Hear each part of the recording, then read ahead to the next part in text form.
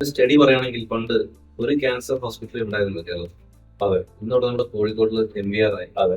തൊട്ടപ്പുറത്ത് കണ്ണൂര് കേരള ഹോസ്പിറ്റലായി. സോ ഇതൊക്കെ ഈ പൊല്യൂഷൻ, ഈ ബെൻസിന്റെ ഉയർച്ച കൊണ്ടുണ്ടാവുന്നത്. നമ്മള് പ്രത്യേകിച്ച് ഡൽഹിയിലൊക്കെ ആണെങ്കിൽ 170 parts per billion high polluted. High polluted ആണ് ബെൻസിൻ പോലും. അതെ. US EPA പറയുന്നത് 3 പാർട്സ് പെർ ബില്യൺ എക്സ്പോഷർ മാത്രമേ പാടുള്ളൂ എന്നാണ്. ഈവൻ കാലിഫോർണിയയിൽ അതിന്റെ പരിധിയാണ്. ഈ ബെൻസിൻ എന്ന് പറഞ്ഞ കെമിക്കൽ എല്ലാ സ്ഥലത്തും റിഫൈനറി ഒരു ആംബിയന്റ് എയർ പൊല്യൂട്ടന്റും കൂടിയാണ്. അപ്പൊ അത് മെഷർ ചെയ്യാൻ വേണ്ടിയുള്ള ടെക്നോളജിക്ക് വേണ്ടി ഞങ്ങൾ 2017 തുടങ്ങി ഡിസൈൻ ചെയ്ത് ഓരോ ഘട്ടങ്ങളായിട്ട് എക്സ്പെരിമെന്റ് ചെയ്ത് നമ്മളത് ഒരു ഇൻസ്ട്രുമെന്റ് ആക്കി.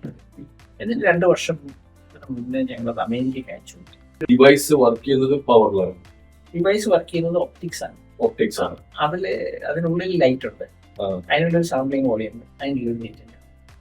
സാമ്പിൾ ചെയ്യുന്നത് ഡയറക്റ്റ് ആയിട്ട് വലിച്ചെടുക്കുന്നു. അപ്പൊ തന്നെ പറയാം കാത്തിരിക്കേണ്ട കാര്യം. മറ്റേതാണെങ്കിൽ സാമ്പിൾ ഒരു വലിച്ചെടുത്ത് ഒരു പാത്രത്തിലാക്കി പ്രോസസ് കൂടുതലാണ്. അത് ലാബിൽ കൊണ്ടുപോയിട്ട് അത് പ്രോസസ് ചെയ്യാം. അതല്ലെങ്കിൽ കെമിക്കലി റിയാക്ട്, കാരണം ബെൻസിൻ ഒരു സോൾവെന്റും കൂടിയാണ്. കെമിക്കൽ റിയാക്ഷൻസ് കണ്ടുപിടിക്കാൻ ഇതിപ്പോ എവിടെയാണ് ഉദ്ദേശിക്കുന്നുണ്ടെങ്കിൽ അവിടെ കൊണ്ടുവയ്ക്കാം.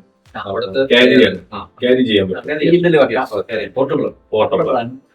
യുഎസിൽ കാനഡയിൽ മാത്രം ഉള്ള റിഫൈനറീസിൽ നമ്മൾ 5000 പ്രോഡക്റ്റ് ആണ് കൊടുക്കാൻ ഉദ്ദേശിക്കുന്നത്.